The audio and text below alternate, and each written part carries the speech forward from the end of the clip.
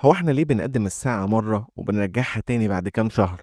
تفتكر ده بيأثر علينا ولا مجرد حركة تنظيمية؟ في الفيديو ده هنعرف مع بعض كل حاجة عن التوقيت الصيفي والتوقيت الشتوي في مصر، وليه الدولة بتغير الوقت كل سنة. زمان لما كانت الناس عايشة على ضوء الشمس بس ما كانش في حاجة اسمها توقيت صيفي أو شتوي، لكن مع تطور الحياة ودخول الكهرباء والشغل في أوقات مختلفة ظهرت فكرة التوقيت الصيفي. التوقيت الصيفي يعني إننا بنقدم الساعة 60 دقيقة، والهدف الأساسي هو إننا نستفيد أكتر من ضوء الشمس خلال اليوم، فنوفر في استخدام الكهرباء ونقلل الضغط على الشبكات. في مصر الحكومة بترجع تطبيق التوقيت الصيفي من آخر يوم جمعة في شهر إبريل ولحد آخر خميس في شهر أكتوبر. يعني في الصيف بنقدم الساعة ساعة، وده بيخلينا نصحى بدري شوية وفي نفس الوقت بنقضي وقت أطول في النهار. أما التوقيت الشتوي فهو التوقيت الطبيعي للبلد واللي فيه بنرجع الساعة تاني لمكانها الطبيعي، وده بيكون مناسب